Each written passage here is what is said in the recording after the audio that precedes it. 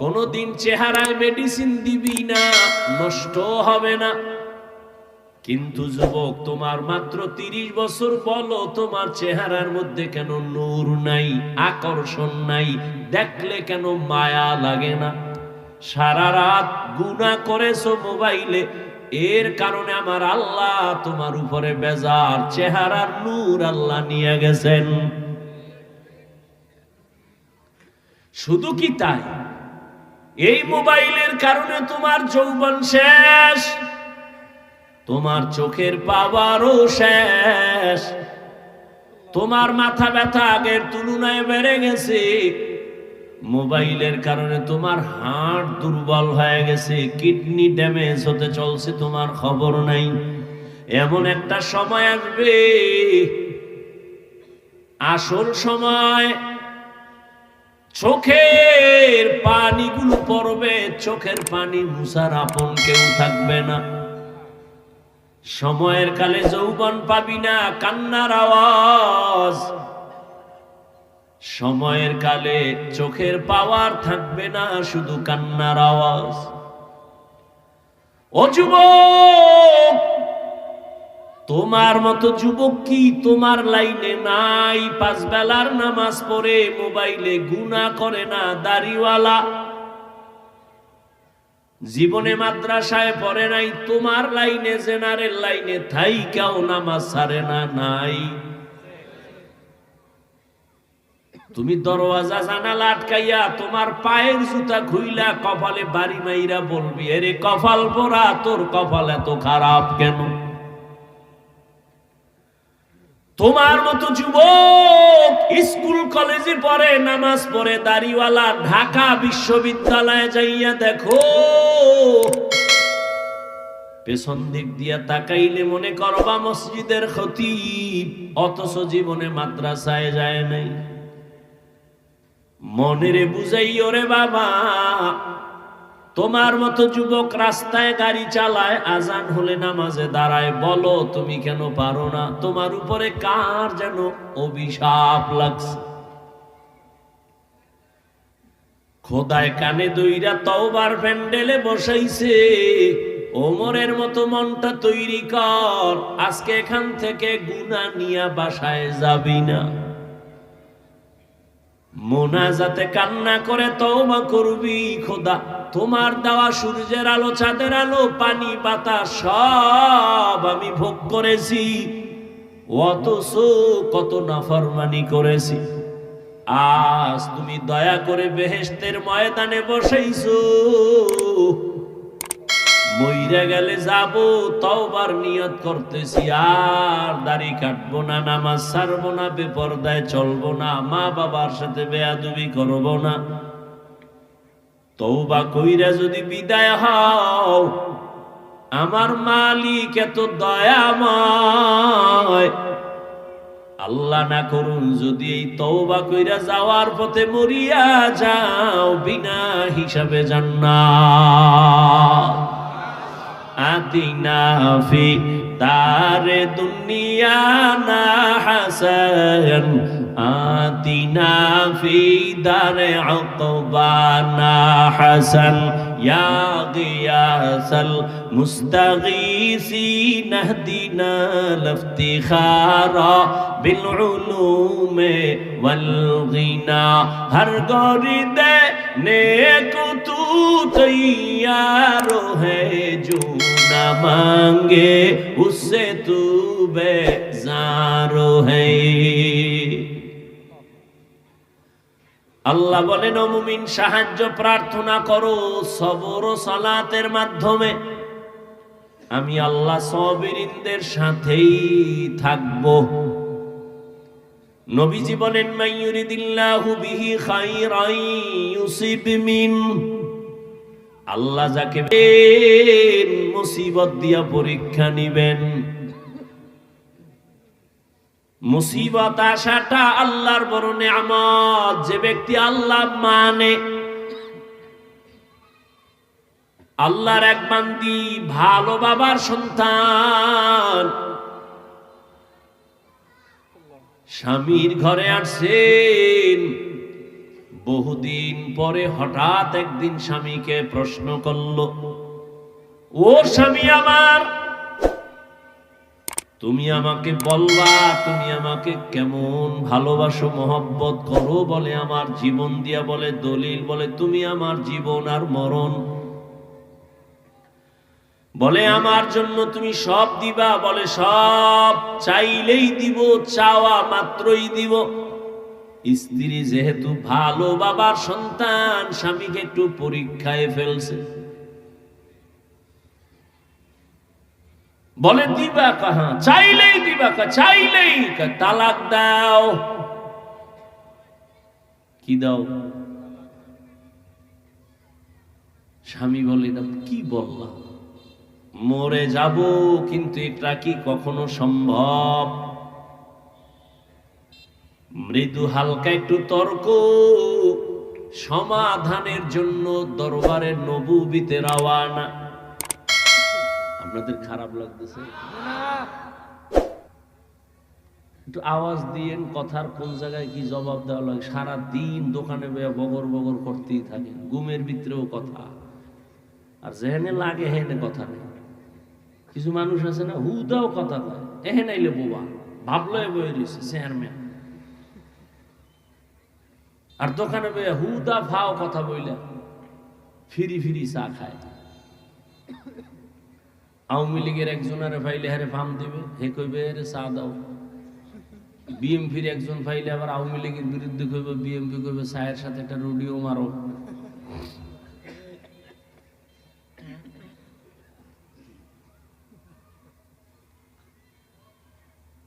স্বামী আর স্ত্রীর মাঝে মৃদু তর্ক,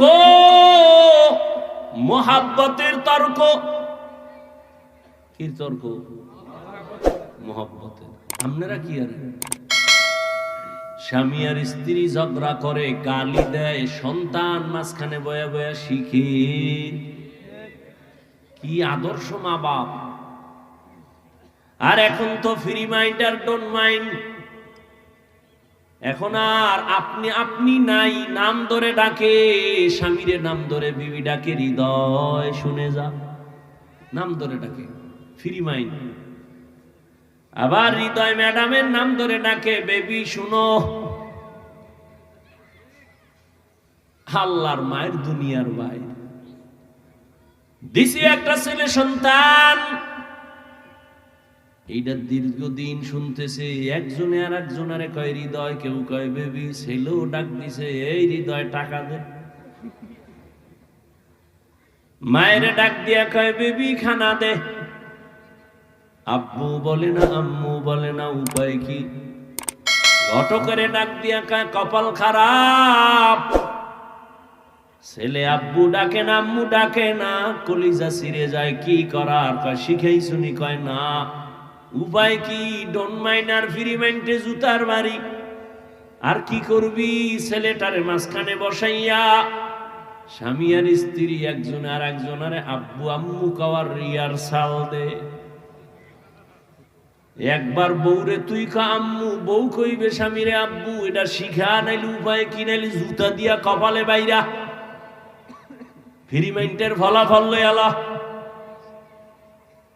মিছা কইতেছি? ঘরের এক রুমের মধ্যে মা বাবা মোবাইল চালায়, আর অন্যদিকে সন্তানের মোবাইল দিছে, ও আর এক রুমে মোবাইল চালায়। মোটামুটি পুরা বাড়িটার মধ্যে সারা রাত কবিরা গুনার প্র্যাকটিস চলে। মা বাবা ছুরি ছাড়া গলাটারে জবাইয়ের রাস্তায় নিয়ে এবার তাবিজ নিয়ে তোরায়, হুজুর একটা তাবিজ দেন। সন্তান কথা শুনে না। কত বাচ্চারে মা বাবা মোবাইল দিছে, এখন আর বাচ্চা মাও বলে না, বাবাও বলে না, বোবা বোবা ভাব, কথাই বলে না। একজনে কয় হুজুর একটু তেল ভরা পানি ভরা দিবেননি। আমি বললাম জুতা ভরা দিলেও কাজ হবে না। जिंदगी में बंदगी तू कर नहीं, जिंदगी में बंदगी तू कर नहीं, जिंदगी बे बंदगी शर्मिंदा है, जिंदगी बे बंदगी शर्मिंदा है। यहाँ हम सब मुसाफिर दिल ना लगा,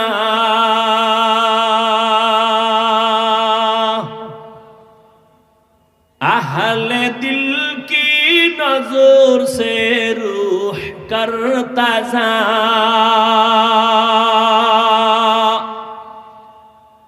यहाँ हम सब मुसाफिर दिल ना लगा,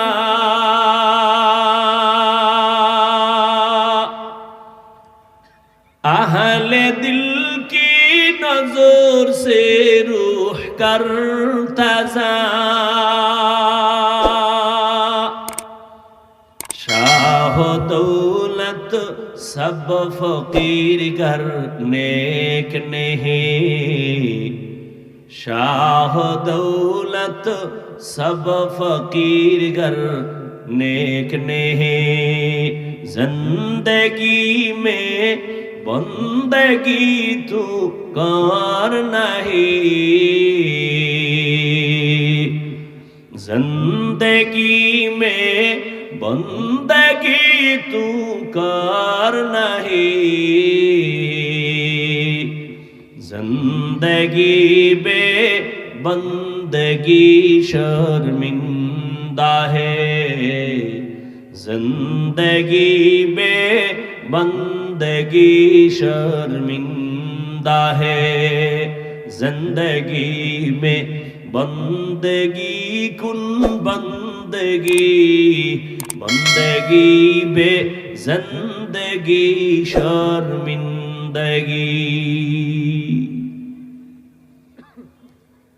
নবীজি বলেন আল্লাহ যাকে পছন্দ করেন তাকে আল্লাহ পরীক্ষা নিবেন মুসিবতের দ্বারা। স্বামী আর স্ত্রী যখন তালাক চাইছে, স্বামী বলে দেওয়া হবে না, বলে ওয়াদা দিছো চাইলেই দিবা, এখন কেন দিবা না, চলো সমাধানের জন্য রহমতের নবীর দরবারে। নুজহাতুল মাজালিস নামক কিতাবে সবরের বয়ানে ঘটনা আছে। হঠাৎ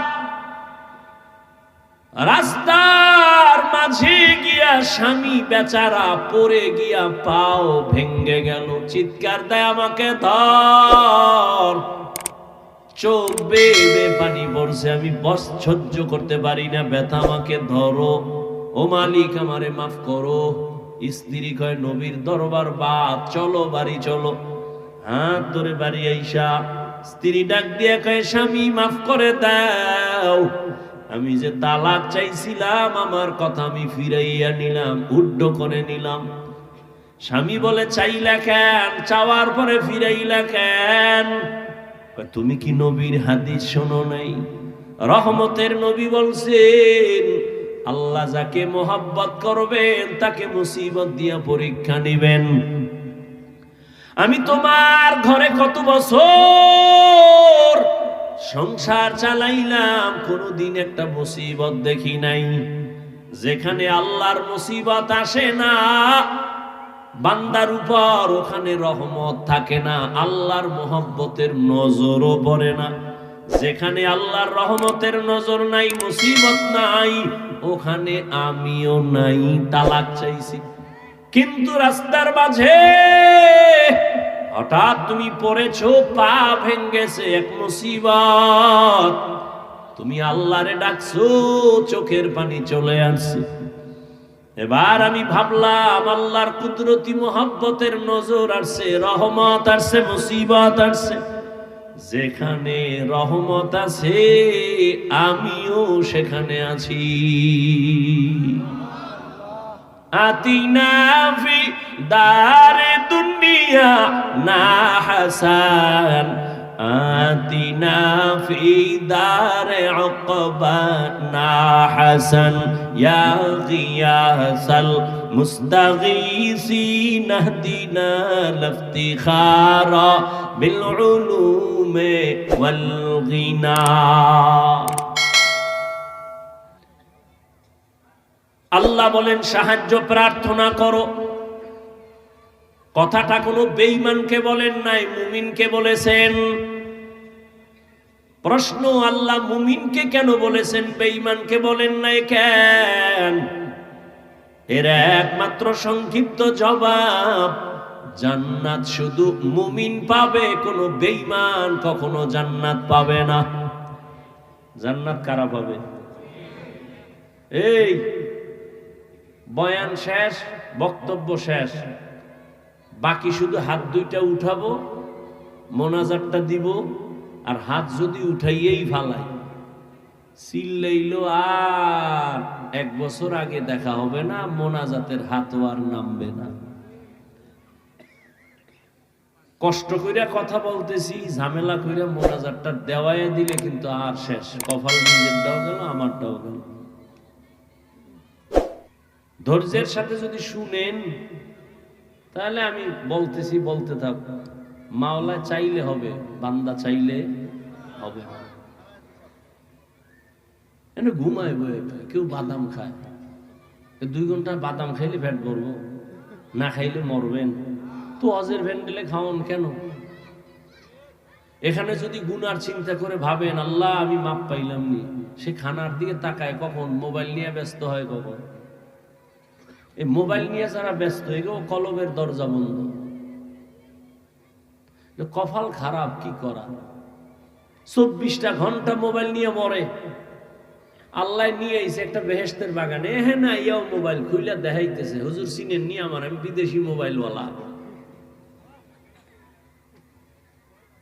কেমনে কইলে যে আপনাদের বুঝ আসবে, আমার সে ভাষা নাই। নিজের অপরাধী মনে হয়। ওই যে শুরুতে বলছিলাম, মানুষ অন্যায়ের উপরে চলতে চলতে এমন হইছে, এখন সত্যটা বললে মনে করে এইটা অন্যায়। হ্যাঁটা ঠিক। কেন আপনি মোবাইল হাতে নিছেন? কি যুক্তিতে আমাকে বলেন তো, একটা যৌক্তিক জবাব আমাকে দেন তো, যে হাফিজ ভাই এই কারণে মোবাইল ওয়াজের প্যান্ডেলে হাতে নিছি। যৌক্তিক জবাব দেন তো, আমি আপনার কপালে চুমা খাম। আপনি আকাম ছাড়া কিছু করতেছেন। বুদ্ধি খাটায় জবাব দিবেন এতটুকু যে হুজুর আমি আপনার ভক্ত, রেকর্ড করি, ছবি উঠাই। আপনি জ্ঞান খাটায় বলেন তো 200 হাত দূরে বয়ে মোবাইলটা ধরলে ছবি সুন্দর হবে? কথা হয় না, রেকর্ডিং ভালো হবে। বরং আপনার ওই কাজটা নিখুঁত ভাবে মিডিয়াওয়ালারা করতেছে না? তা আপনার বয়ান প্রয়োজন হইলে সকালবেলা ডাউনলোড করে নিয়ে যাবেন। এতদূর বুদ্ধি না থাকলে কচু গাছ খুঁজেন। আপনি বেঁচে আছেন কেন? এই বুদ্ধিটা মাথায় নাই, দেখাইতেছেন মোবাইল। আর মোনাজাতের পরে যদি মোবাইল জিনে নিয়ে যায়, তা আমও গেল, সালাও গেল, কচু গাছ খুঁজেন। পাগল হয়ে গেছে মোবাইল নিয়ে, ছবি ছবি ছবি। বাথরুমতে বাইরে দিয়ে হ্যাঁ নো মোবাইল ধরে গেছে। আমি ভিতরে আইলি না কেন? বেয়াদব।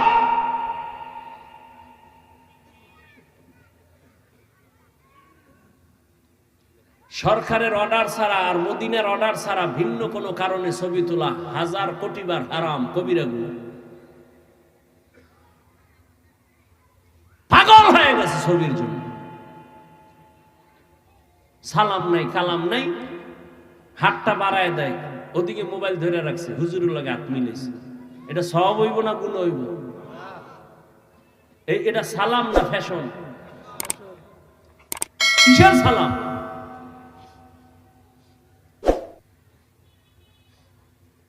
পাও ধরে যদি হিন্দুরে বুঝাইতাম না, সবটি মদিনার পাগল হয়ে যেত। মুসলমান দিদি খোদায় পারে না, আমি কেমনে পারবো? এত বড় মহামারী দিয়েও দাড়ি উড়াইতে পারে নাই। করোনা দিছে, এরপরও মদখোর মদ ছাড়ে না। আলেমের সাথে বেয়াদবি বন্ধ হয় না, সুদখোর সুদ ছাড়ে না। তা আমি কি পারবো?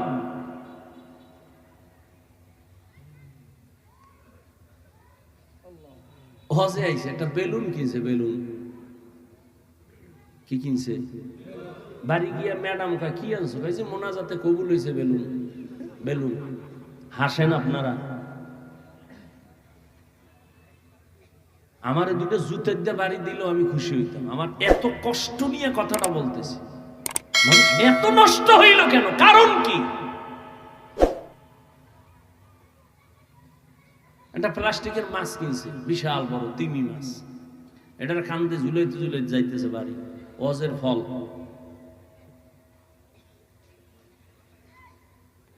ঘুমের মধ্যে ঠাডা পড়তো, খালি মোহাম্মদের উম্মত হইছে, এই জন্য বাইসা গেল।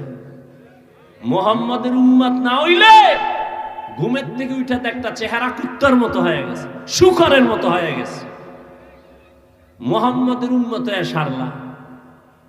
কপাল খারাপ, চিনলা না সে মোহাম্মদ নবীকে।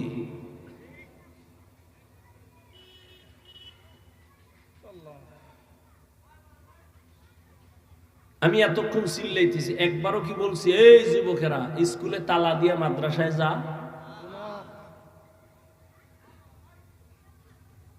আর কেমনে বুঝাইলে এ জাতি দিনের পথে আসবে? কই আমার দলের দিকে ডাকি নেই তো, আমার দলই নাই, আবার ডাকমুখী।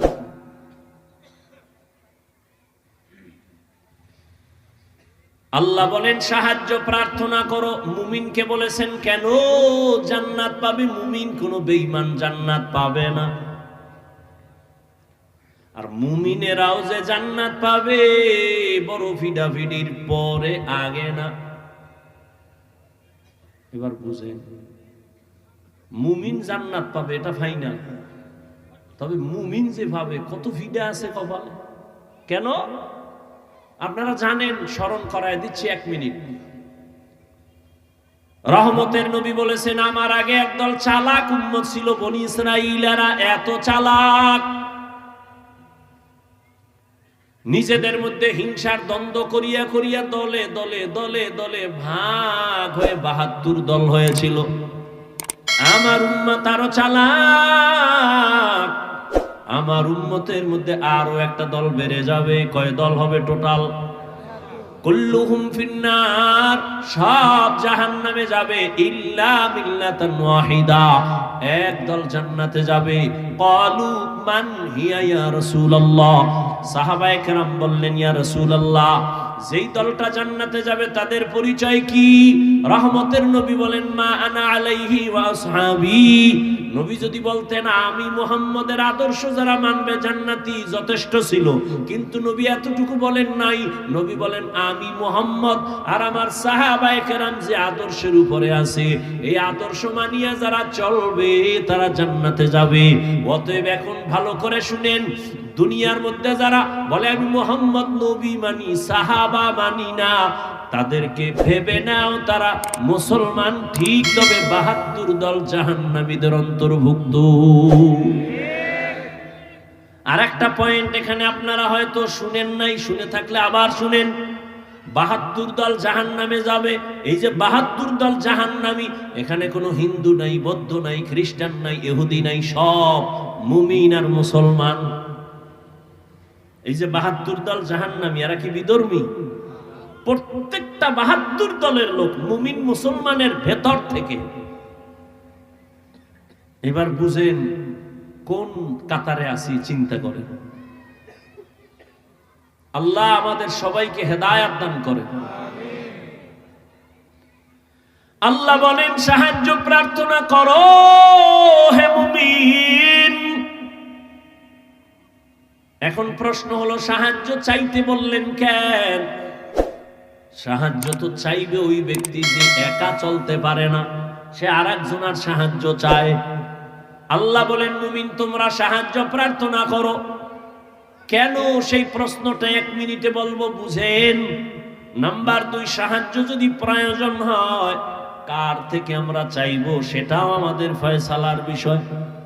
যদিও জিগাইলে সবাই কইব আল্লাহর কাছে চাইবো, কিন্তু এটা তাজা মিথ্যা কথা। কারণ এই দেশের জাতি যদি আল্লাহর সাহায্য চাইতো, সুদি কারবারি এনজিওরা 100 বছর আগে পালায়া যাইতো। বরং এখন এনজিও আরো জেতা হয়ে গেছে। 20 বছরে যে গর্তের মধ্যে ছিল, এখন স্বাধীন হওয়ার পরে তাজা, কি তাজা হয়ে গেছে সব এনজিও। আল্লাহ হেদায়াত দান করেন।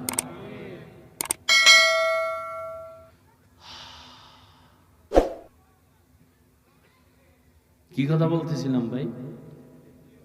সাহায্য যদি প্রয়োজন হয় কার থেকে নিব এটাও ফয়সালা করতে হবে। 3 নাম্বার, সাহায্য যে নিব যার থেকেই নিব, কোন সিস্টেমে নিব। সিস্টেম আছে না?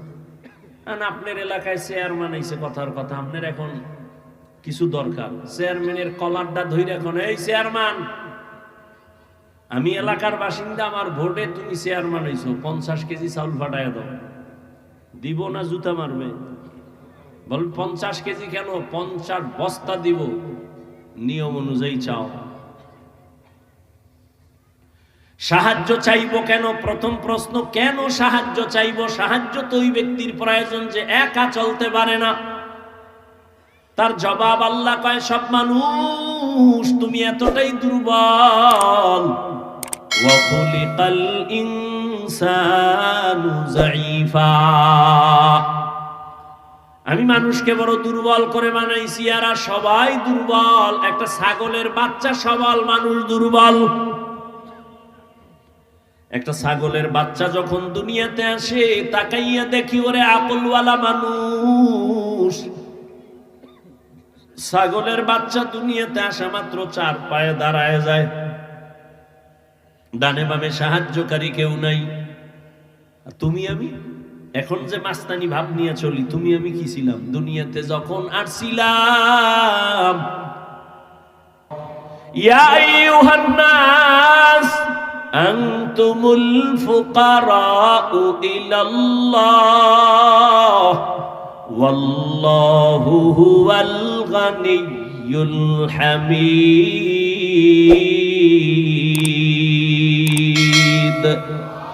আল্লাহ বলেন, মানুষ তোরা সব ফকির গরিব, আমি আল্লাহ একমাত্র প্রশংসিত ধনী। আল্লাহর কোনো পেছনে টান নাই, ছেলে মেয়ে নাই, স্বার্থ নাই, অভাব নাই।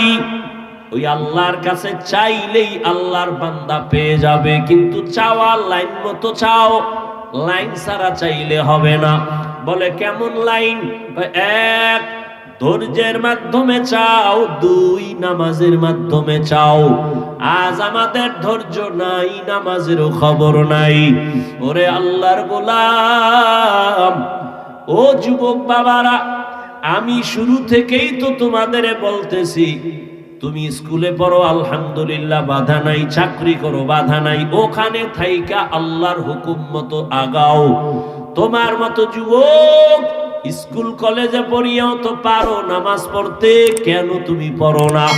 ও পর্দার আড়ালের আম্মা জান বোনেরা, আপনার মতো কত মা পর্দা করে, স্বামীর মাল হেফাজত করে, মোবাইলে চরিত্র বিক্রি করে না, নামাজ ছাড়ে না, আপনি কেন পারবেন না? ও যুবক বাবারা, বৃদ্ধ বাবাজি, এখনো সময় আছে তওবা করার। জীবনে তো গুনাহ কম করেন নাই, এখনো আল্লাহর কাছে তওবা করেন। মনে মনে যদি বলতে পারেন, হে মালিক, জীবনে শয়তানের ধোঁকায় পড়ে গুনাহ করেছি, মনে হয় জানো গুনার কারণে আমার হাত না পাক, আমার চোখ না পাক, জিহ্বা না পাক, অন্তর না পাক, এ গুনাহ নিয়ে কবরে যেতে চাই না রে আল্লাহ। দুনিয়াতে একটা মশার কামড় সইতে পারি না, কবরে গুনাহ নিয়ে গেলে আযাব কেমনে সহ্য করব? তওবা করে নিলাম রে মালিক, মরিয়া গেল আর নামাজ ছাড়বো না, দাড়ি কাটবো না, বেপরদায় চলবো না। ও আমার বাবাজিরা, ও পর্দার আড়ালের মা বোনেরা, ও যুবক, যদি তওবা করার মতো অন্তর তৈরি হয়, মনে মনে আল্লাহকে বলো, ও আল্লাহ, তুমি তো রিজিকের মালিক, হায়াতের মালিক, সম্মানের মালিক। মরিয়া যাই আর বেঁচে থাকি আর কোনোদিন চাকরি করি ব্যবসা করি তোমাকে ভুলবো না। উলামায়ে কেরামের পরামর্শ নিয়ে নবীর তরিকায় চলবো, মা বাবার দোয়া নিয়া, মুরব্বী শিক্ষকদের দোয়া নিয়া চলবো, আর গুনাহ করব না। তওবা করার মতো যদি কারো অন্তর তৈরি হয়, মুনাফিকি যদি না থাকে, খাঁটি তওবার নিয়ত যাদের আছে দুটো হাত আল্লাহকে দেখাইয়া দাও। আয় আল্লাহ আমাদের